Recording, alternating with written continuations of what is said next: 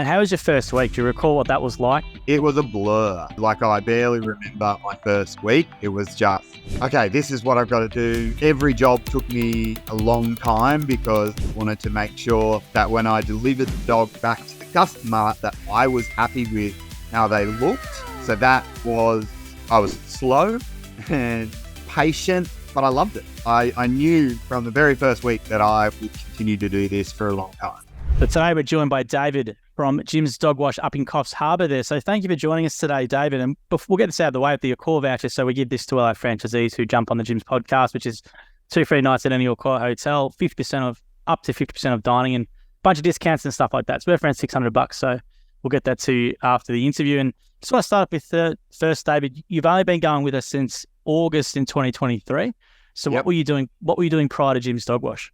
Before that, I was a teacher and assistant principal in public education. Really? Wow. A tough gig. Was it high school? Was it primary or? Primary school. Primary school. So, yeah, taught everything from kindergarten to year 6 and loved it, to be honest, but it's just gotten harder and harder over time. And as an assistant principal, more and more things to do and no extra time to do them. It's a very tough job, but as you said, people who do it love it, and they do it for the because you're really giving back in that role. So, what was it that just prompted the change? As you said, was it just had enough of it, or was it something where you just couldn't see yourself doing it any longer, or what was the reason for changing? Nothing to do with the students. Students were fantastic, but I ended up in a school with a principal that didn't run things the way that I think they should be run, and that kind of stifled my creativity in my teaching a bit. And so I decided I'd take long service leave and go and join Jim's Dog Wash. Long service leave and not come back. Yeah. So, yeah, I'm still on long service leave at the moment, actually. So I'm still getting paid by the Department of Education while I get my business established and up and running. So how long were you in teaching for then? 15 years here in Australia. And 5 years in Japan before that. Really? 5 years in Japan? Wow, that must have been a good experience. Yes, I was an English teacher there. I wasn't a qualified teacher. I did one of those things where you have a bachelor's degree. Yeah, bachelor's degree and native English speaker, and you can go and teach English in Japan. And ended up staying there 5 years. So it's amazing. Yeah, loved it. So when you're on the long service leave, you're like, I don't want to go back. And I presume you would have looked at a lot of different things and seen what you wanted to do. So how did you come across Jim's Dog Wash, and what was it that excited you about that one? Yeah, I looked at a number of different dog wash opportunities. And I think the thing with Jim's that sold me on Jim's in the end was the training that they provided, the ongoing support that's always there, whether by phone or on the franchisee Facebook page or whatever it might be. There's always someone I can call if I've got a question or I need help with something. And the opportunity to expand my business, which isn't there with a lot of other franchise opportunities. And was it always the dog grooming field you wanted to go into? Or were you looking at other areas as well? Or I looked at other opportunities in terms of starting my own business, but none of them offered me the personal satisfaction in work that I found in teaching and wanted to still have. I just love dogs and I love working with dogs every day. Yeah, I love every day of my job, which I did in teaching for most of the time that I was a teacher. So I wanted to find something that still gave me that level of satisfaction, but meant I could pay my mortgage as well. Yeah. I was going to say, so what type of dogs do you have? I have a golden retriever and a border collie. Oh, wow. They are divorce dogs. So they live with me one week and with my ex-wife the other week. They travel with my son. And me being a stupid dog lover, I just got another border collie puppy. Very busy. You're going to be a lot of energy. Oh, she's unreal. But yeah, there's a few sad things going on with her. She's got a heart murmur and it's got to be investigated. So she was given to me for free as a result of that. So I said, I'll take her, I'll look after her, see what happens. So, yeah, I'm already in love with her, though. So hopefully it all goes well. I was going to say, well, then with the training experience, when you came down to National being a teacher, how did you find it all from your perspective?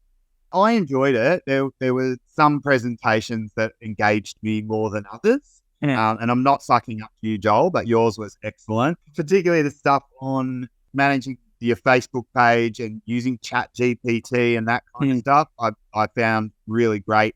I'm very plain speaking and direct in the way that I write things. So Chat GPT, using that to put a more marketing friendly spin on my posts. And you've been doing that. That's fantastic.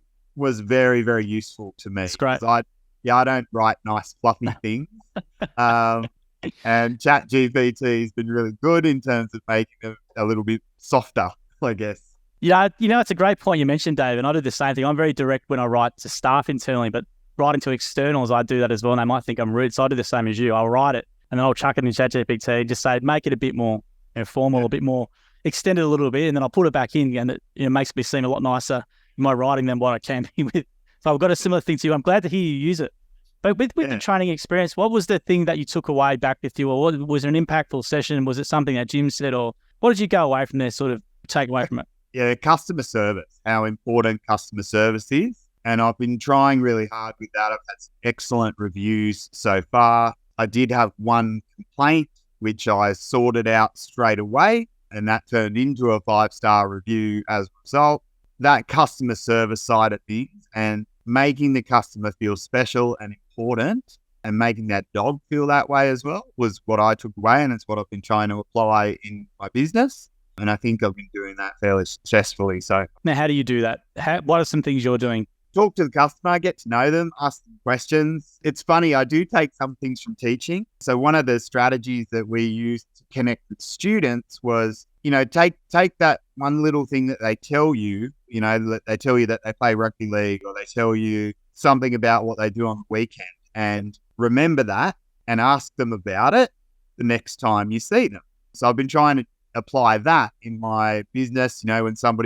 When a customer tells me that their dog is turning 19, I get back to them and ask, how'd your 19th birthday party for your dog go? And they send me a photo of the dog having its 19th birthday party with a little 19 badge and balloons and that kind of thing. So, yeah, just trying to apply that, but also making sure that the level of service that I provide is the kind of service that I would want with my dogs. Yeah. You said a really great piece of advice, and I think that's a fantastic bit of advice. It sounds simple, but like people, when they speak to someone for the first time, will say a certain thing, as you said, and it's something you can pull on, and then you can build that relationship. And that's a really, really good point you mentioned. And I think some franchisees do it, and some people don't, but it's a really no-brainer to form that connection. It's a really good point. And yeah, you got no complaints or anything like that on the system. It's wiped, so you're perfect 5-star rating. And I presume you get a lot of referrals. Do you get a lot of referral work? I have been getting a lot of referral work, particularly from customers that I know have given me 5-star referrals. So they, talk to their neighbours or talk to their friends, and that results in more business, which is, absolutely what we want. Yeah, I tell you get a lot of referrals on the system because of the ratings we have internally, obviously. So you can tell you get a lot of referrals, which is fantastic already so early on. Now, are you booked up fully in your business, or you taking work still, or? I'm still taking work at the moment. I'm obviously, having just started out, I did my training. Some of it was here in Coffs Harbour, some of it was in Port Macquarie. I'm hitting that point in my business now where I'm getting the repeat customers. Yep. So I'm less reliant on new leads now, but I'm still thankful for the new leads that are coming through from gyms. They're kind of filling the holes up in my schedule. And I'd say, in the next couple of months, I hope to kind of hit the point where I'm close to fully booked. It's fantastic. You haven't been even going for 2 months nearly, and just be at that position already is fantastic. And I was going to say as well, with your training of the dog grooming side, how did you go about that? Because that could be daunting coming from a completely unrelated field.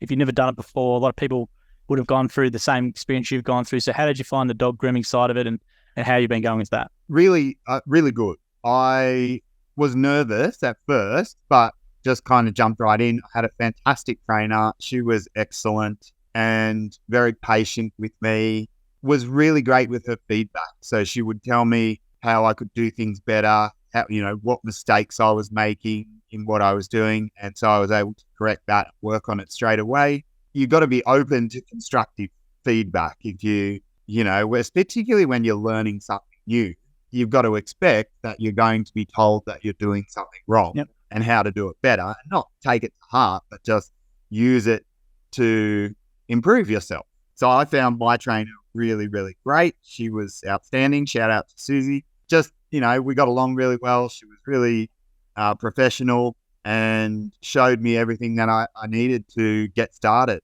From there, I don't feel like I'm an expert yet.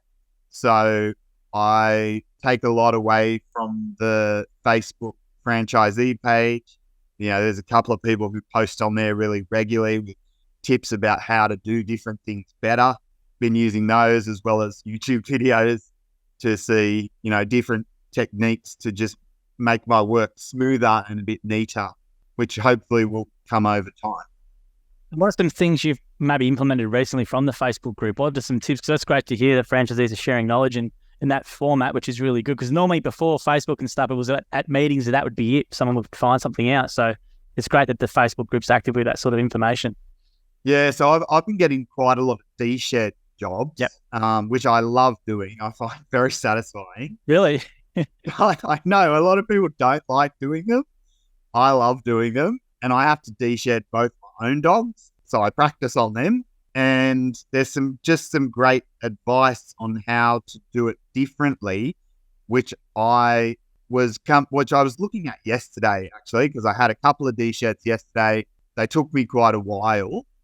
So I want to do them in a shorter time frame, but still with the same level of quality. And there were some great tips and advice on the Facebook page for that.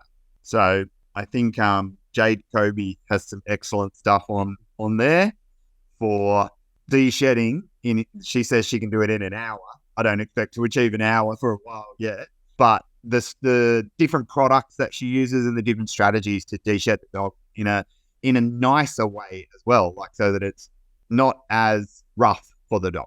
And how was your first week? Do you recall what that was like, and how did you go on that the first day can be, whether it be the first day at a new school or something, it'd be very, very daunting. So how was it going? Absolutely. It was a blur. I barely remember my first week. It was just, okay, this is what I've got to do. Every job took me a long time because I wanted to make sure that when I delivered the dog back to the customer, that I was happy with how they looked. And so I was slow and nothing wrong with that. Nothing wrong with that. And patient. And yeah, but I loved it. I knew from the very first week that I would continue to do this for a long time. That's great to hear. And did you end up doing a trial day before you jumped into Jim's Dog Wash, or did you? Yes, I did. Thanks to Meg. So Meg's the other franchisee here in Coffs Harbour. Yeah. When I first contacted Jim's, my hope was that there were no franchises here in Coffs Harbour. And I think when I first contacted, there wasn't. And then I was a bit slow in kind of making some decisions around, well, am I going to do this? Am I not? And in that time, Meg started franchise here in Coffs Harbour. And then I kind of thought, oh, should I still do it? There's already a gym now. And part of the attraction to me was there was no gyms. And I thought that would give me a real benefit. And so eventually I went on my trial day with Meg, and I asked Meg when I went out with her, is it okay if I start a second franchise here? Are you cool with that? And nice of you. And she was fine with it. She seemed to think, oh yeah, there's more than enough work. And that gave me confidence to go ahead, actually. That was having the day out with Meg made me feel, that it wouldn't be us in competition. It would be us in collaboration. And Meg was fantastic. She was just, really professional, and she came from a background of no experience, which made me confident that I could do it. It's very nice of you to ask. I don't think I've ever interviewed a franchisee where they've asked someone, is it okay if I start as well? It's very considerate of you. I didn't want to start off with a bad relationship with the other franchisee in town. I just figured it's the right thing to do. But it's a natural reaction, though. You think, all right, there's only a limited amount of work in the area, and that's it. If I come in, it might not be enough work. But as you would know, more things driving around with gyms on mobile billboards, the more people go, oh, didn't know. And then you get, as you know, from the amount of work that comes through, it's quite busy. Yeah.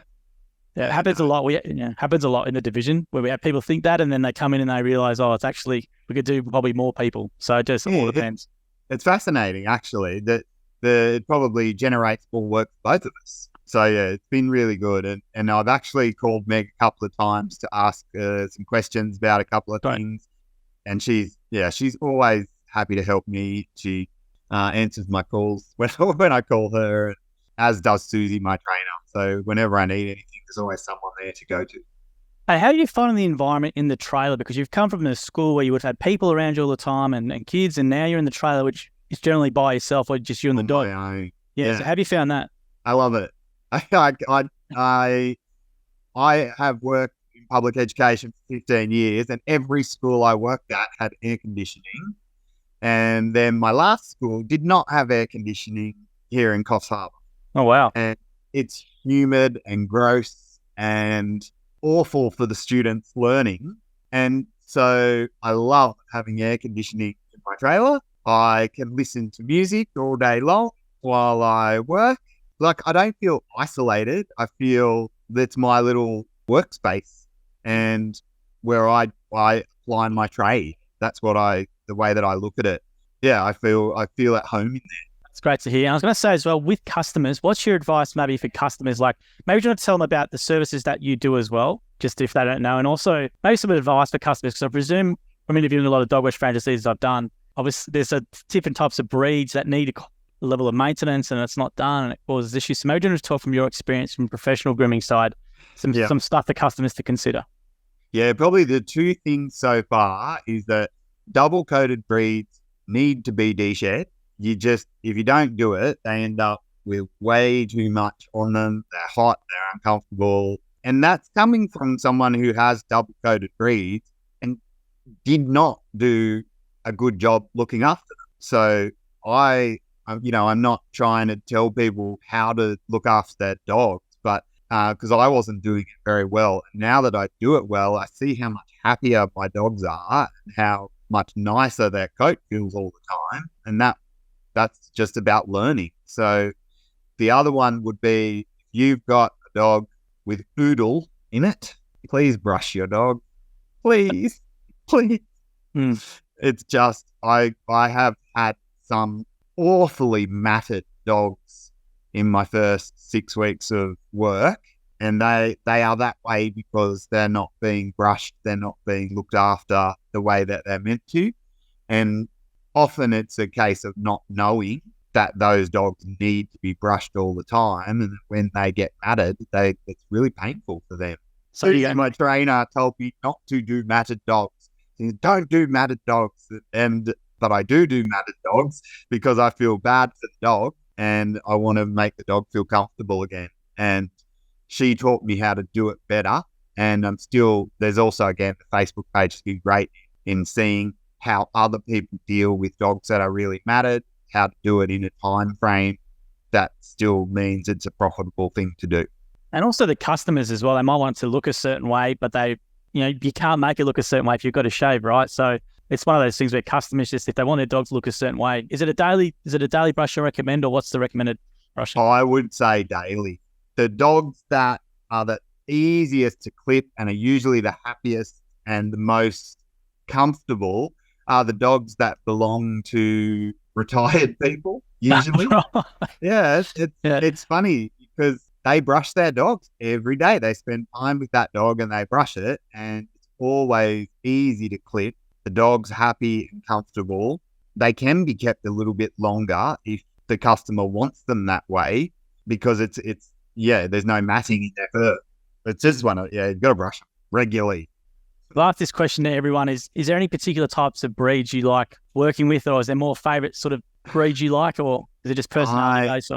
I love golden retrievers. They usually hate being washed, which makes them a little bit tricky to do sometimes. My golden retriever hates being washed, hates being de-shed, but I just love doing them.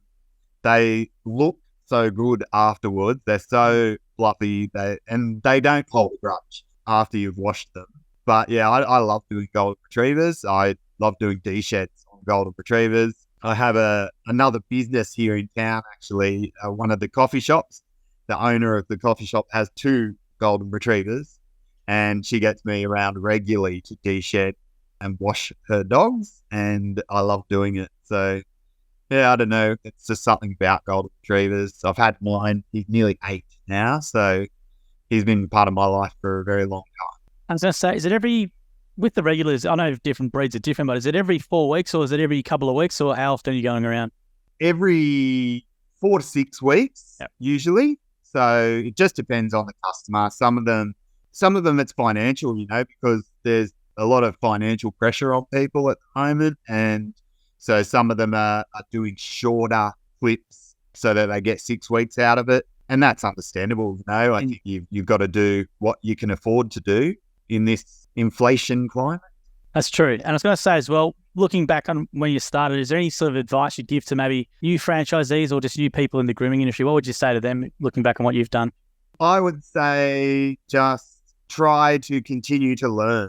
Like, don't think that you're ever going to be at an expert or a master level without doing the learning and practicing that you need to do to get better. If we're not constantly learning in our life, God, I'm such a teacher.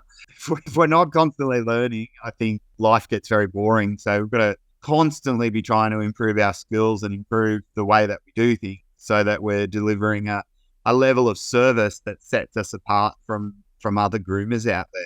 Is there a particular YouTube channel or anything that you recommend or that you go to, or is it just something you search for the breed? Or I usually, there's quite a few that I look at actually, but and believe it, there's a guy in China who's just the most amazing groomer of all time. The things he can do with poodles, I just can't see myself ever reaching his level, but I do love to watch his videos. I cannot for the life of me remember what they are, but there are some links through the Facebook group that I've watched, and then I've gone on and watched more of his videos. But yeah, just the things that he can do. I sat there asking myself, how does he get the dog so fluffy before he clips it so that he can clip it so evenly?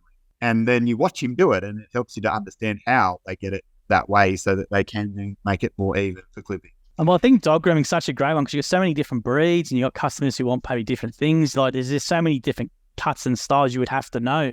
And every week it almost seemed like you'd have to learn something new in regards to different cut or style or breed. Yeah.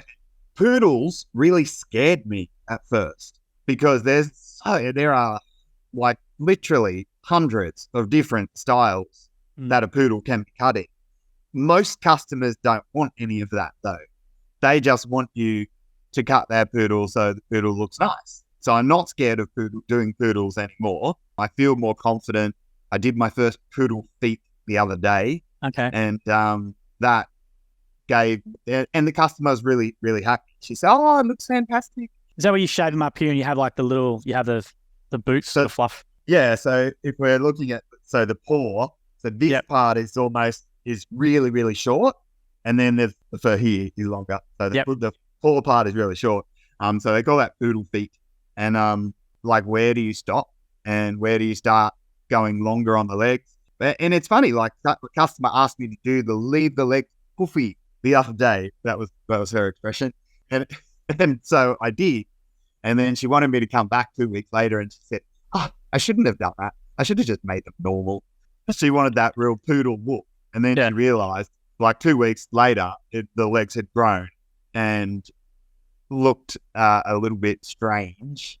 Not, just because they'd grown, and she needed to get it clipped again. And she thought, I should have just done it shorter so that I get at least 4 weeks out of it. That's good for me. For sure. Yeah. Well, Dave, thank you very much for joining us today. And I remember you faced some training, so it's great to see you're doing really well and hear you're doing well. And thank you for sharing your story today. And I'll get this to you as well, your call after it as well. You get an email from us in 5 business days or 6. Just click the link to create the account, and you'll get a card in the mail. And you can use that wherever you need. But okay, we appreciate it. But it's great to hear you doing so well so early. And thanks for talking to us today about it all. And I'm sure Susie and other people in the division will love to watch it. So we appreciate it. Thanks, Joel. Thanks for having me on. No, thanks, Dave. See you, mate. Okay, see ya. Bye.